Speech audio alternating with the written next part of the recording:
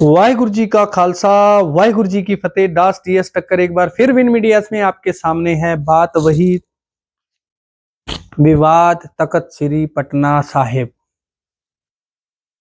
बात national media पर आ गई तो मुझे वीडियो बनाना पड़ा। मैं इस टॉपिक पर वीडियो बनाने छोड़ चुका था। तख्त श्री पटना साहिब ने जब सुखबीर सिंह बादल को तलब कर दिया तो बात तो नेशनल मीडिया पे आनी थी, तो पुरानी बातें सारी उजड़ गई। जिनको नहीं भी पता था उनको भी पता लग गया। पहले लाखों लोगों को पता था, अब करोड़ों लोगों को पता लग गया। तो ये चल क्या रहा है? एक तख्त आदेश देता है, दूसरा नहीं मानता, दूसरा देता है, वो नहीं मानता, वो भी तनखाइया, वो भी तनखाइया, वो भी तनखाइया, वो भी तनखाइया। ये चल क्या रहा है? तो खैर मैं पूरी बात आपके सामने रखता हूं।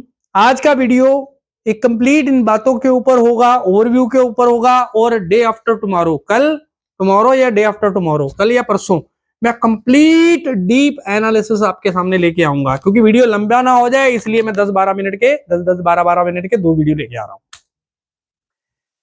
बात शुरू होती है अप्रैल में। इस 25 की बात कर रहा हूं, मामला तो 22 के आसपास का है। ज्ञानी इकबाल सिंह जी को भी वहां उस समय निष्कासित कर दिया जाता है। और मामला पूरा का पूरा जो इर्द गिर्द घूमता है वो घूमता है ज्ञानी रंजीत सिंह गोहर, जो साबका जथेदार तख्त श्री पटना साहिब में रह चुके हैं। यानी रंजीत सिंह गोहर से जुड़ा हुआ है। उनके ऊपर गंभीर आरोप लगाए जाते हैं तख्त पटना साहिब द्वारा।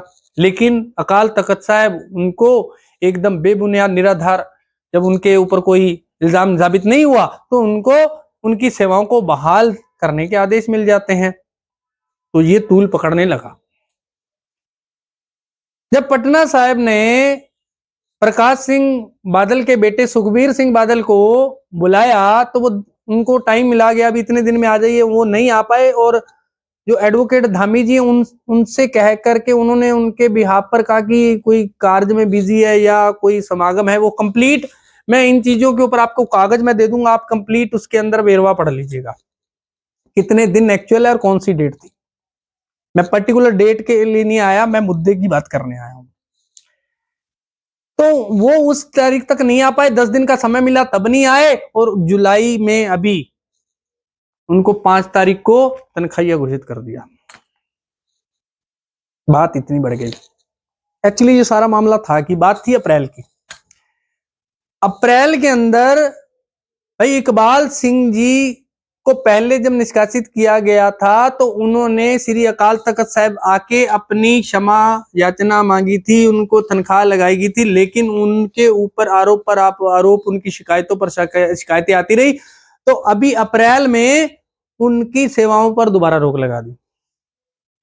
बात इतनी नहीं थी। इसके बाद बात आती है, अगर मैं इसकी बात करूं, ये मता नंबर 5 था, इसकी कॉपी है इकबाल सिंह जी। ये बात यही नहीं रुकी, उसके बाद मैं बात कर रहा हूं मई अगले महीने की।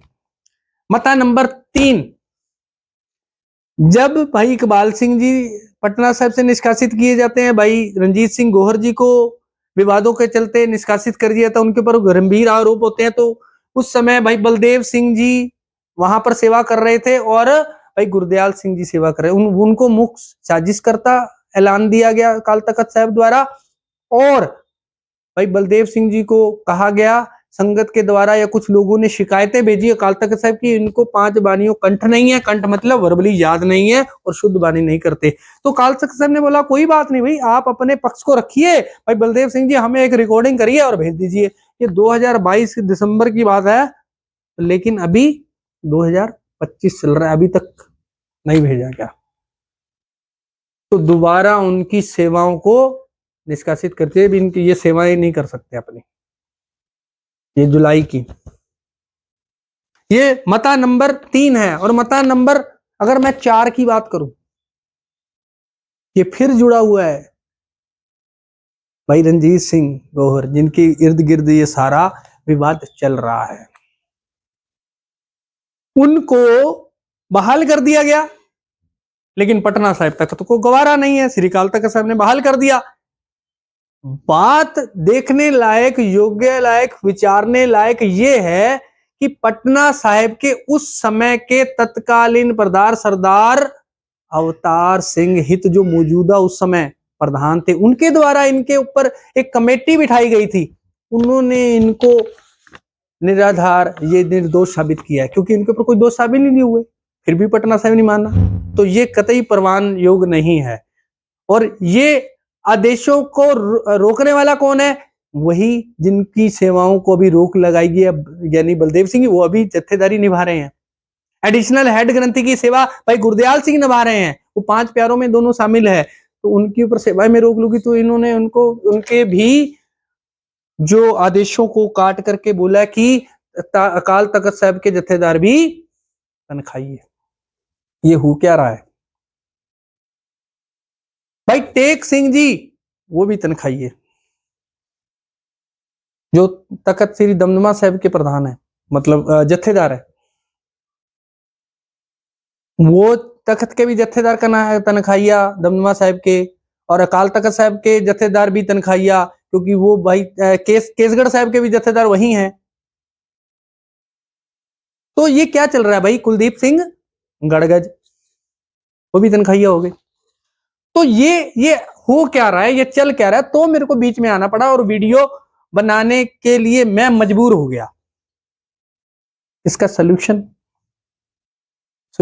शालीनता का सोल्यूशन ये होता है कि अगर श्री अकाल तख्त साहिब में, हाँ उस दिन मैं बात कर रहा था पटना साहिब में जो आदेश जारी हुए, दोनों जत्थेदार साहिब को भी तनख्वाहिया घोषित कर दिया और सुखबीर सिंह बादल को भी तनख्वाहिया घोषित कर दिया, क्योंकि वो भी टाइम पर आए नहीं, तो मामला नेशनल मीडिया में जाना ही था। अगले दिन इनको निराधार घोषित कर देता है, इन गैर संवैधानिक ढंग से ये सारे के सारे जो बयान दिए गए हैं, या किसी न किसी दबाव के बीच में दिए गए हैं। तलब किया गया था कमेटी को पूरी की पूरी, पटना साहिब की अकाल तख्त साहिब है, लेकिन जत्थेदारों ने यह भी अनाउंस कर दिया कि नहीं, ये नहीं जाएंगे, आप नहीं जाएंगे। तो ये कहीं ना कहीं जो सरदार असरदार, जो सरदार के किरदार की बात की जाती है, उसको धूमिल करने की कोशिश की गई है। कहीं ना कहीं वो सिख शख्सियतों के ऊपर ढा लग रहा है, कि मतलब उसको बोलते हैं अटैक हो रहा है एक तरह का। इसके पीछे कौन है, ये जांच का विषय है। मैं किसी को आरोप नहीं लगा रहा, मैं सिर्फ एविडेंस के ऊपर बातें कर रहा हूं। तो मेरे हाथ में जो चीज है, इसका डिटेल वीडियो भी मैं लाऊंगा टुमारो और डे आफ्टर टुमारो, दोनों में से कल या परसों मैं ये वीडियो ले आऊंगा कंप्लीट। अभी मैं बात कर रहा हूं इसका सोल्यूशन क्या है, कि जब अकाल तख्त साहब कोई आदेश जारी करता है, पटना साहब उसको बोलता है नहीं आप तनख्वाही हैं, इधर से ये कहते हैं नहीं आप सही नहीं है, बीच में केसगढ़ साहब, तख्त श्री केसगढ़ साहब को भी आना पड़ा, बीच में श्री दमदमा साहब को भी आना, यानी कि 5 में से 4 तख्त सिर्फ इसी विवाद में लगे हुए हैं। 3 तख्त एक साइड में, 1 तख्त एक साइड में। तो इसका सोल्यूशन क्या? मैं फिर उस बात पे आता हूं। बात है किरदार की, बात है ज्ञान की, बात है अनुभव की। एक होता है ज्ञानी, जैसे हमारे जैसे जो अपने आप को ज्ञानी बोलते हैं, प्रचारक बोलते हैं, या बुलारे बोलते हैं, या मीडिया वाले बोलते हैं, कागज उठाए सब कुछ, लेकिन प्रैक्टिकल जीवन नहीं है। कथावाचक कई, सभी का नाम नहीं ले रहा मैं, सभी का नहीं बोल रहा, जिनका जीवन नहीं है, सिर्फ ज्ञान है। जैसे गूगल बाय का आप नाम सुने, छोटा सा बच्चा है, उसको कितना ज्ञान है, सब कुछ बता देता है, तर्कशील बताता है, हर चीज बता देता है। तो कई तो इतना ज्ञान घोट के बैठे हैं, उन्होंने यूट्यूब से क्या, कई पुरानी किताबों से क्या, कई ग्रंथों से क्या, सभी के आंसर पढ़ रखे हैं।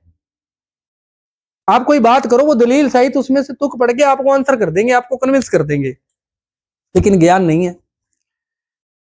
बोले जाप करने से क्या होता है, ये चक्कर जागता है, ऐसे करना है, ऐसे ध्यान करना है, ज्योत पे दिखाना है, ये किताबों में बड़े बड़े ज्ञान अपने फेंक देते हैं, लेकिन खुद के चक्कर नहीं जागे हुए। खुद के अंदरले चक्कर छोड़ो, जीवन के चक्कर टेढ़े मेढ़े हैं।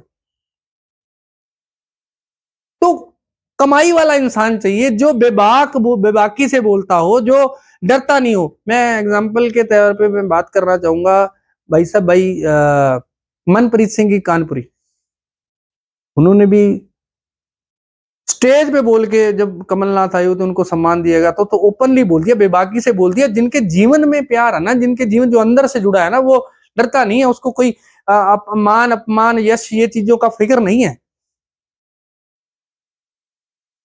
हमारे तख्त श्री हजूर साहब के जत्थेदार को भी बीच में शमूलियत करनी चाहिए और इसको सुलझाना चाहिए। इसका आंसर मैं फिर दे देता हूं। मेरे मन में क्या आ रहा है कि करना क्या चाहिए। जैसे अकाल तख्त साहब ने कोई आदेश दिया, अगर पटना साहिब तख्त श्री पटना साहिब को कोई आपत्ति है किसी कारण की, तो अपील की जा सकती है, प्रावधान है, सिद्धांत है, लेकिन नहीं, करना नहीं है ना। मेंबर के प्रेशर से जत्थेदार बोल रहे हैं, जत्थेदारों के प्रेशर से मेंबर चल रहे हैं, ये आप कमेंट करके खुद देखिए। संगत सब जानी जाना, मैं किसी के ऊपर कोई आरोप नहीं लगा रहा। ये हुक्मनामे किसी के प्रेशर से हैं या एक्चुअल है क्या, ये जांच का विषय है। लेकिन अकाल तख्त का जो आदेश है ना, हमारे लिए सर्वोपरि है। उसको मान करके बिना किसी विवाद के, बिना किसी मीडिया में आए आप जाके वहां बात तो करते कि सरदार रणजीत सिंह गोहर जी की सेवाएं बहाल कर दी, आपको आपत्ति है तो बताइए। अगर आपको वीडियोग्राफी के लिए बोला गया, आपको बानी सुनानी, तो आप सुनाइए, उस चीज को पक्ष को रखिए। ये थोड़ी मैं मानता नहीं है।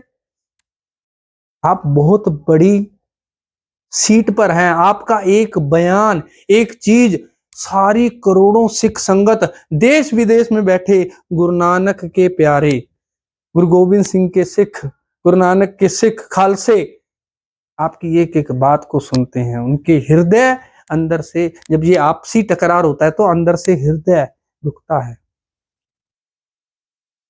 तो प्यार वाले आदमी आपस में बैठे, अपनी संगत बैठे, जो इंटेलेक्चुअल है, भाई सिमरजीत सिंह जो मक्कड़ हैं, कई लोग बोलेंगे वो दाढ़ी काटते हैं ये, लेकिन इंटेलेक्चुअल है, बातों को समझते हैं, अंडरस्टैंड करते हैं। जब उनका अंदर से मन जागेगा, जब अंदर से जी करेगा, प्यार आएगा गुरु के प्रति, वो दाढ़ी रख लेंगे।